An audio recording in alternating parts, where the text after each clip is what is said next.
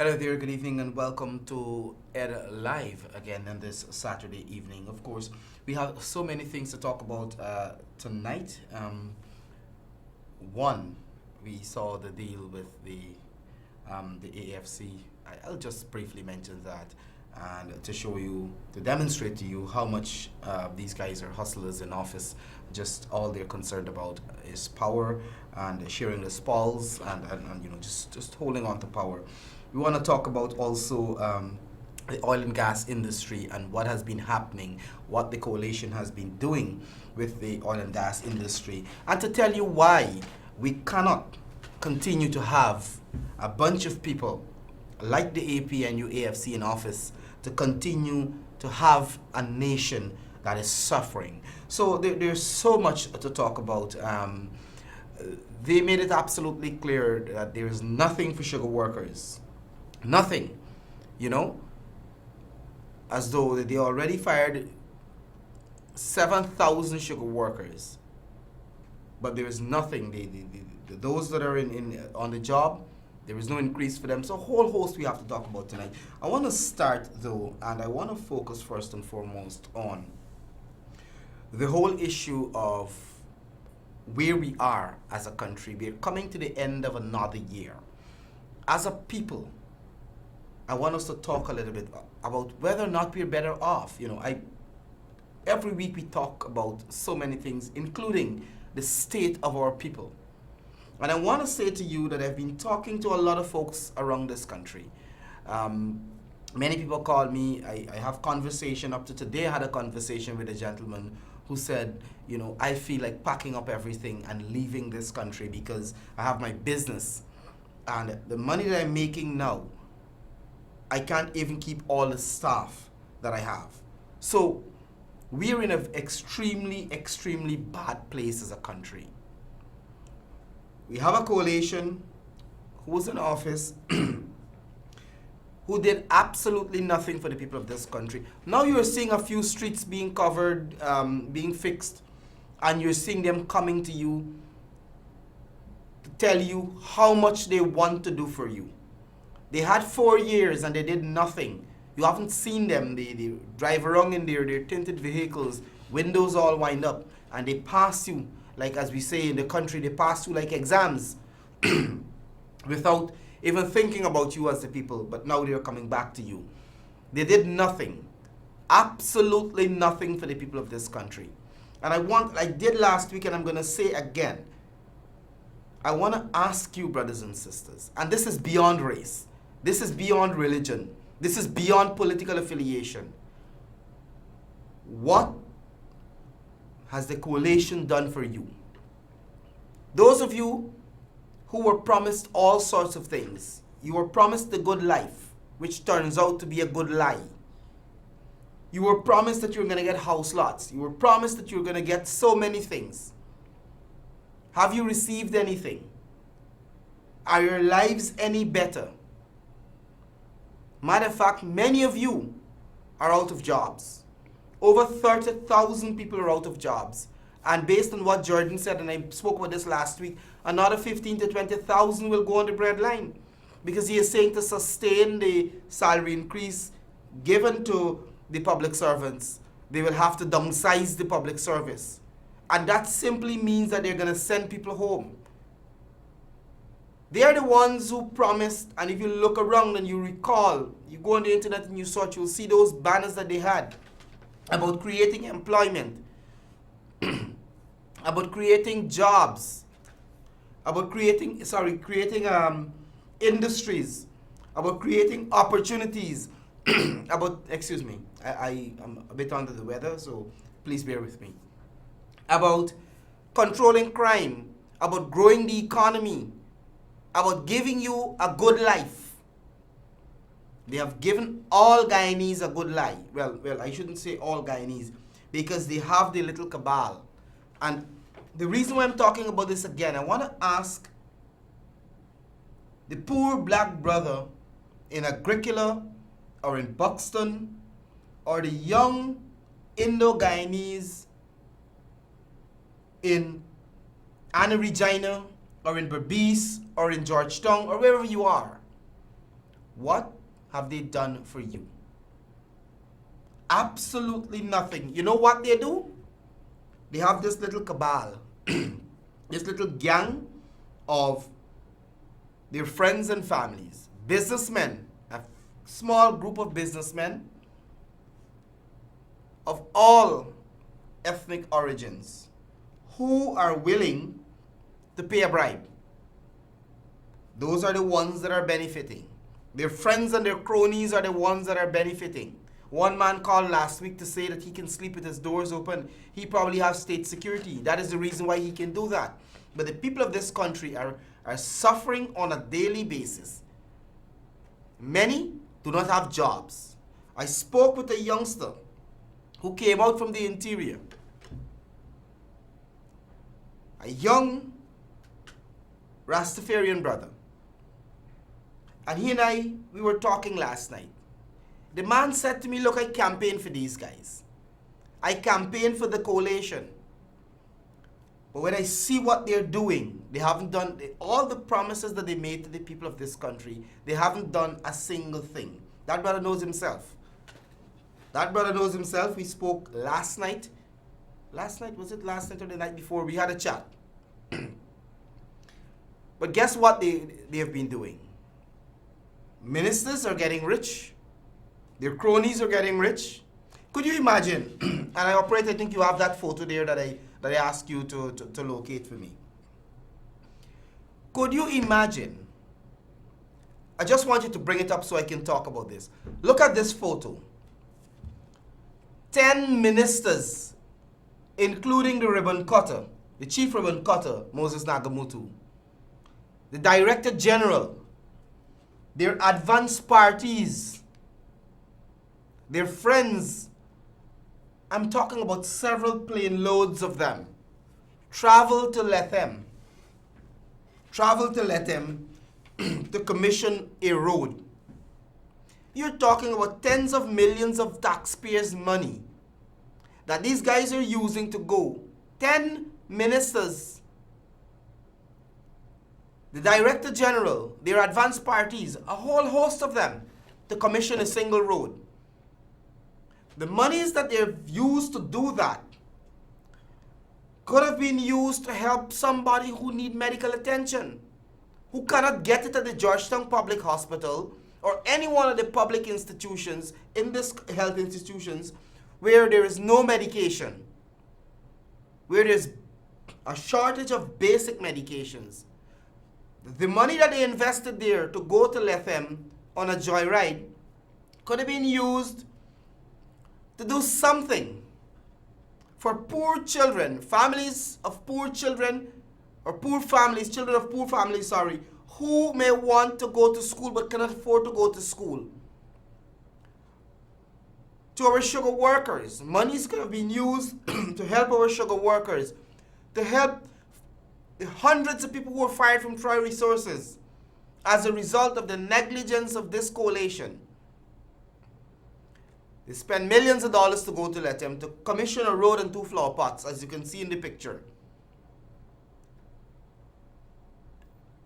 You have, and you will see pretty soon, the Lexus on the road. It's $30 million.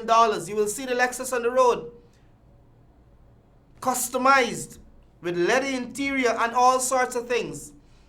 $30 million that could have been used to help our pensioners, to help the sick people of this country, to help our school children, to fix the streets in your communities.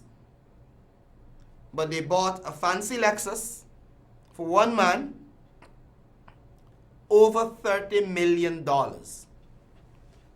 Let them deny it. Maybe I should tell you the name of the number plate of the vehicle, but you will see it. It is a number that is synonymous with government vehicles. You know, all the 1s and 2s and 3s that usually the government vehicles have. P whatever 1, P whatever 2. You're going to see the Lexus on the road, the latest registration number, $30-something million spent on that. You have Jordan on a joyride, I think, to India. They're in a caretaker mode. They're not supposed to travel. And he has an official meeting in India. You have the bungled Sheriff Street project where corruption, I understand, enveloped the entire project.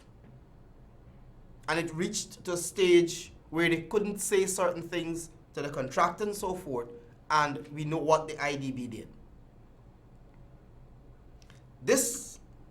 These are the people who want to come to you now to say, give us another chance. We're going to do something for you. They haven't done anything for you, not a single thing. And then they have the audacity to say to the sugar workers, no salary increases, no bonus. 2 days ago, the High Court had to rule that the sugar workers from Wales, the outstanding monies should be paid to them. These are people who this coalition fired without providing an alternative. And they had to seek legal redress to get the monies owed to them so that they can take care of their families. Go to Berbice and find out from the sugar workers what is happening. And pretty soon you can talk to some of the workers from Troy Resources who are now without a job, who don't know what their next move will be. As a result of the mismanagement, the incompetence of this coalition. Your vote is important.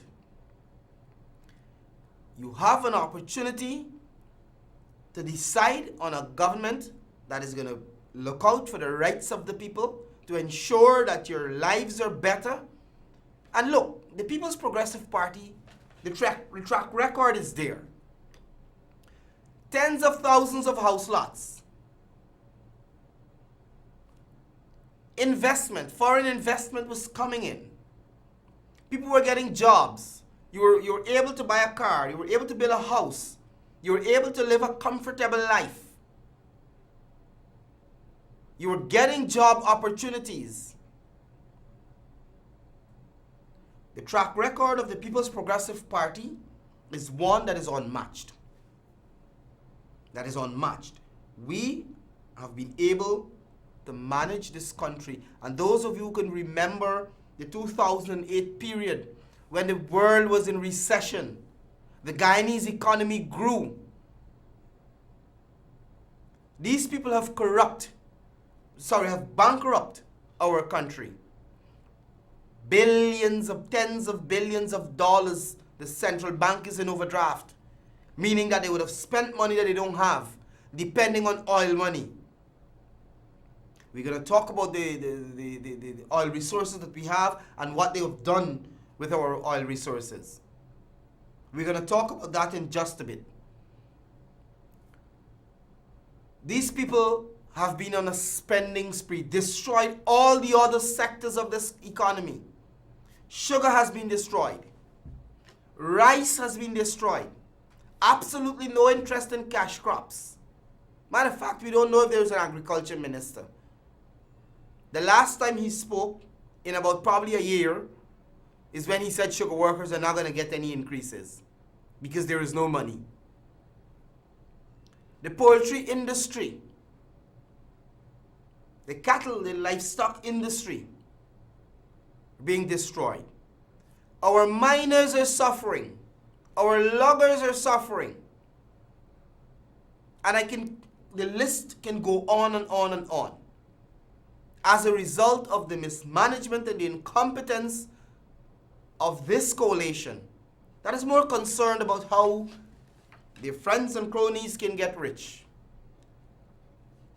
A bunch of hustlers. There are a bunch of hustlers who are only concerned, and that is why the AFC, look at the AFC, from 40%. Ramchitan said, give me 25%, I'll live with that. You know why? Because it is about protecting their perks. It's about protecting positions. So they're busy. While the country is being destroyed and criminals are running rampant, families are living in fear. Ramjatan is busy thinking about positions and perks.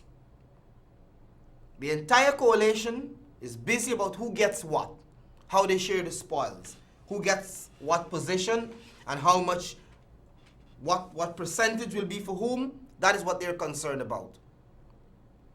They don't concern about the criminal activities in this country. They don't concern about the suffering of our people who don't have jobs, people who can hardly pay their mortgages, people who can hardly make ends meet, families that are suffering.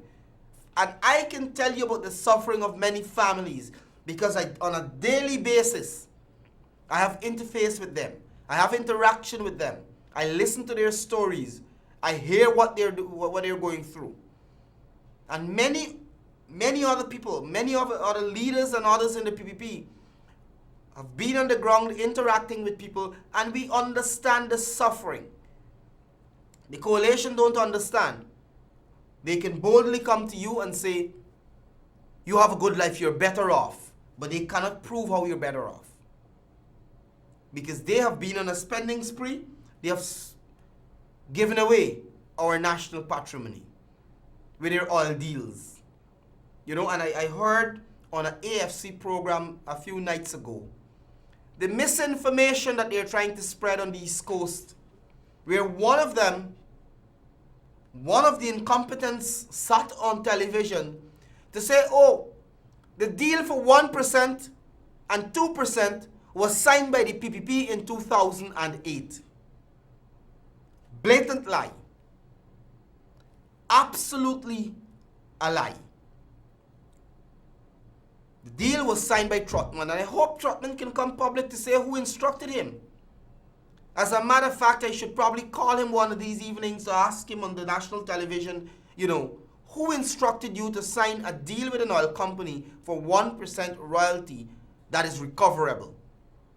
That is why the heads of oil companies can say our profit, our investors, our shareholders going to benefit significantly very soon because the government of Guyana is paying our taxes. Imagine this government added over 200 new taxes on the poor people of this country. But they're paying the taxes of the oil companies. Could you imagine that? Could you imagine the small businesses and businessmen in this country are struggling to get a piece of land for investment? But the coalition is busy giving away lands in hundreds and thousands of acres to their friends and cronies and foreigners. Could you imagine that? Have you gotten a house lot? Have you gotten a piece of land to do farming? I guess not. But they're doling out lands all over the place. The foreigners, to their friends, to their cronies, their associates, and some of them themselves are taking control of state lands and state assets. That's the kind of people who are coming to you to ask you for power, to vote for them again. How can you? How can you? The young people of this country, you have a duty. You have a duty to ensure that you elect a government that is going to look out for your interest. I want to ask all the young people who graduated from the university, probably about 2,000 or more the other day. Those of you who are in a job already, lucky. But the people who would have been through the university and are looking for jobs, I want to ask you, have you been able to secure a job? From the people who last year graduated, how many of you are still without a job? You're being told to do plantain chips and make cook-up rice. Then Granger changed that. I said, no, don't do plantain chip anymore. Make industries. Yes, fair enough. Create industries. Are you creating the environment? Are you creating the environment for small businesses to grow? No, you're not. You guys are busy sharing the spoils, traveling on spending sprees, buying fancy Lexus, 10 ministers to commission 2 flower pots on a road in Letem, and that is what you're having. That is what you're getting from this coalition. It's about sharing up the spoils. I'll take a few calls, and I want to touch on one other issue because we are already just about, maybe you have 10 minutes more or so. But I will take a few calls, and then I want to touch on one other issue that has to do with the crime situation in this country and the state of fear that our people are living in. Good evening. Good evening. Hi, good evening, ma'am. Yeah, good evening. I just want to tell you what this government has done for the Guyanese people since they come in power. First thing, raise the token tip, and all of the Guyanese taxpayer money has to pay for his health. Which I will say, before you go on, I will say that I have absolutely no problem if the president of the country is ill and he seeks medical attention. I have no problem with that. And very soon I'm going to talk about the future, because if somebody is sick and is but my problem is, the same way that you're treating your officials, you should treat other members of the public, the citizens, should ensure that they get quality health care. But go ahead. Yes, I agree with you, because when we go to the hospital to see the doctor, we're good enough, we see the doctor, but we cannot get an x-ray, we cannot get an ultrasound, we cannot get a medication, we can't get nothing. If we only would get a pain tablet, and we have to go and buy the balance out there, and we cannot have the money to buy it because the tax is on it. But the president don't have to pay nothing, and he go in as free for everything. And we, the Guyanese, now got to be here. They're suffering. Now, since the government come in power, they live a luxurious life. They say in the campaign train, they say, when it's 18 years, apply for land, they're going to give us land. My son applied for land, and now going on to 5 years, until today, he cannot get a land. And since PPP come in power, it have plenty of ministers them now, the coalition here now, they own property right around this country here. Through the PPP, when PPP was in government, them ministers them own property, and many of them now owning property in Diamond Village Mansion. The salary is gone sky high. We is the one. Earlier, me tell you, it is heartbroken when you see people and they cannot send the children up to school. The meals that they used to provide for the children them is there anymore. Take away the $10,000, and they live in a good life. It is not fair for this. For Guyanese people, and they're asking for one more chance for punishment, for we punishing this country here, sir. Thanks. Suffer for all the suffering what we are going through. Thanks for coming through, ma'am. Thanks for coming through. This government need to come out, especially the AFC. They don't have nothing to get. Coalition don't have nothing to get. Everybody praying day and night for let election come, for PPP go back in power, for we live that good life. Thank you for coming through. We get it for eat, we get it for sleep, comfortable, we get it a home, we get it everything, but not with this government. Everything stole from us. All right, thanks for coming through. All right? Yes, quite a mouthful here. I want to take probably 2 or 3 more calls quickly before I want to address one more issue. Good evening. Hi, good evening. Hi, good evening, brother. I'm so happy that you're on the air back again. I must congratulate for that. The government of this day is killing this guy and these people. And there is a few people who is not seeing it. But I can tell you about it. You got to cut our meals from 3 to 2. And soon time, it's going to be 1. Look at these jobs that they took away from people. Look at 400 people now, just because of one person with an accident is out of a bread for the Christmas.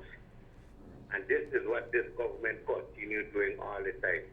I do hope that we have changes in this country or next election coming, buddy. Thanks for coming through, brother. Yeah, Thanks buddy, for coming thanks. through. Yes, so I'll probably snap 2 or 3 more calls quickly before we have probably about 5 or 6 minutes more to go. Good evening. Hello, good evening. Good night, Jerry. Hi, good night, brother. How are you doing, man? Well, I'm here trying. You that two of the biggest sources of employment is thieving and prostitution in this country now. But I am not aware of whether they're the two biggest sources, but I know we have a serious a serious crime issue in our country, and that I'm preparing to speak about that as soon as I take probably one or two more calls. But I understand, and I'm. Everywhere in this country is thieving and prostitution, buddy. Thanks for coming through, brother. All right, so let me see if I can get probably two more calls, and then I want to talk about, because you know the PNC, the APNU, AFC have been talking continuously about, and they have been accusing the PPP about 400 blacks. Oh, they killed 400 young black brothers, which is a fallacy, a lie, a concocted story. And I said it before, and I want to say it again. The people who were killed during that period, if you look at the list, it was done. We had criminal gangs that were aided and abetted, that were operating with free will, with support from many people in prominent positions today. We can recall the jailbreak. We can recall the Fine Man gang. We can recall the Skinny. We can recall the gang of the men who broke out from the Camp Street prison and took the peaceful community of Buxton into hostage, and were robbing and killing, and the Starbrook News did a wonderful job. I must congratulate Anand Prasad and his team at Starbrook News for an article they had a few days ago where they did some research and they did an analysis of how people were killed then and whom are the people that were killed. And you will see how many criminals were killed, and you will see how many of our innocent brothers and sisters were murdered at the hands of those criminals. Our lawmen who were putting their lives at risk were killed by those criminals. And you will see, they are accusing the PPP of 400 murders in 23 years. And when you look at it, you're seeing many, many people who were criminal elements. And you're seeing many of our innocent, majority of the people, well, not majority, but a large amount of the people who were killed are our innocent brothers and sisters who were in business, were killed. Our lawmen who were fighting for us to protect us were killed. But you're not hearing a word from the coalition about over 500, I think it's close to 600 murders since 2015. And we didn't say this. I didn't say it. The PPP didn't say it. It is the Guyana Police Force that released those information, those stats, to show that over 500 murders since 2015. So is Mr. Granger prepared to take responsibility for that? Is Mr. Ramjatan prepared to take responsibility for that?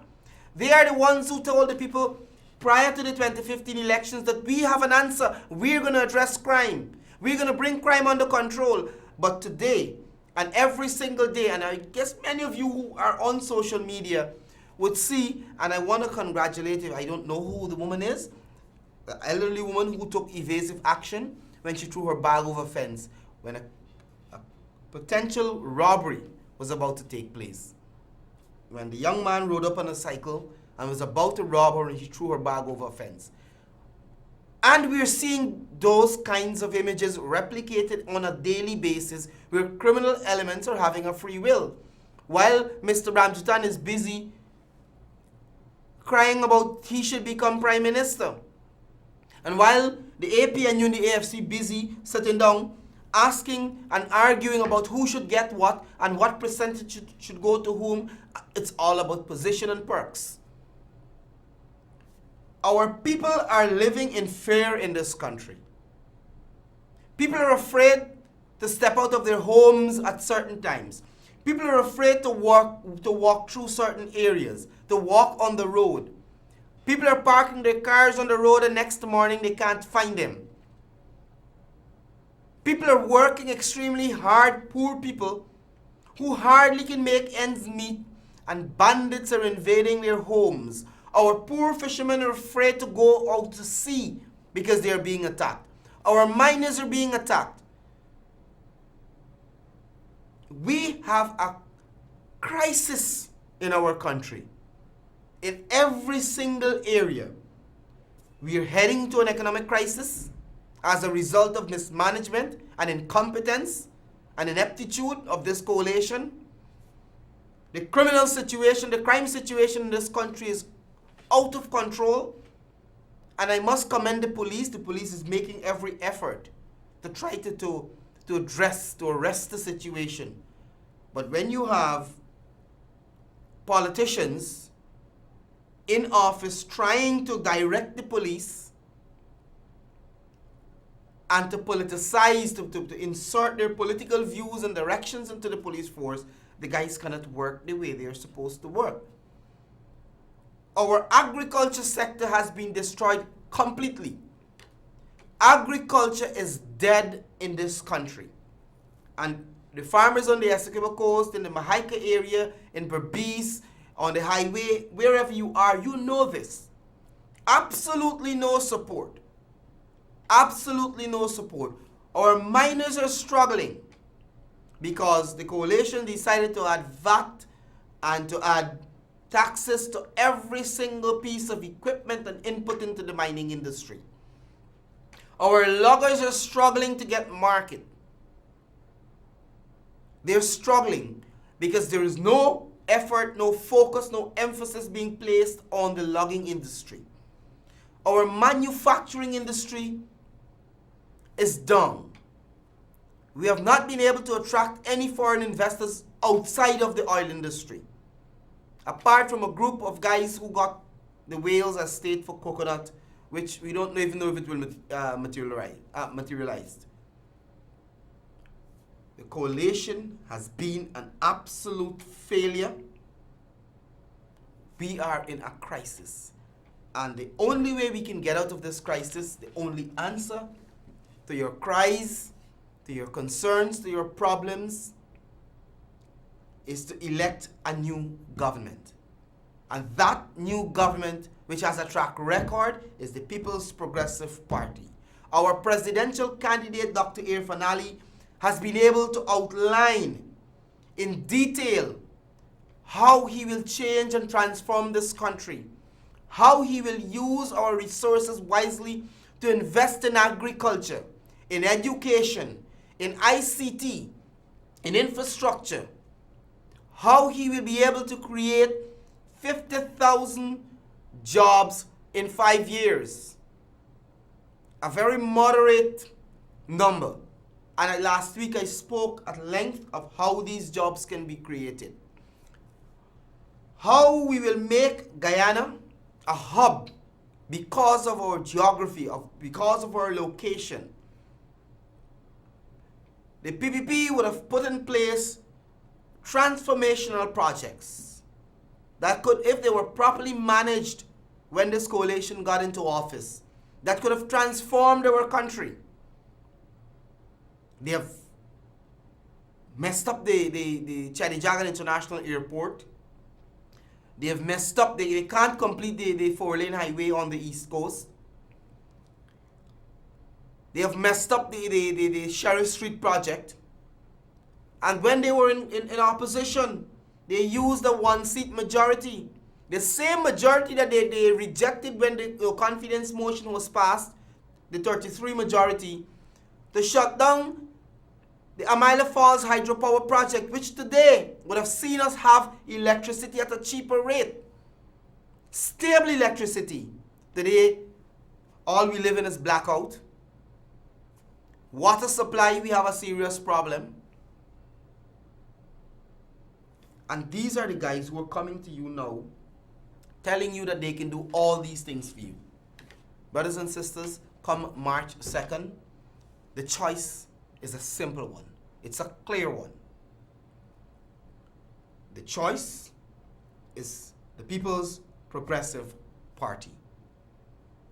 A party with a track record of progress and development for every single Guyanese, regardless of your gender, your ethnicity, your political affiliation, regardless of that. As a political party, the PPP has always been a true national party, a truly inclusive party, that ensures that every single Guyanese benefit from our wealth. I wanted to talk about oil and gas and how they give away. I didn't get to spend much time on that. Next week probably I'll try to spend some time on that. I have to wrap things up almost immediately, but I want to say that our country is in a crisis, and you, brothers and sisters, the young people, every single Guyanese, have an opportunity to fix this. And you can fix this on March 2nd, 2020, when you cast your vote for the People's Progressive Party, a team of young, vibrant persons mixed with experienced people who have the know-how to manage a country and to ensure that your lives are better. Until next week, I want to encourage all of you to visit the People's Progressive Party's Facebook page. It's People's Progressive Party Civic on Facebook, where you can get tons of information about our party and what we intend to do. And of course, very soon, when the manifesto is out, you'll be able to see that. Also, to visit the Facebook page of our presidential candidate, Dr. Irfan Ali.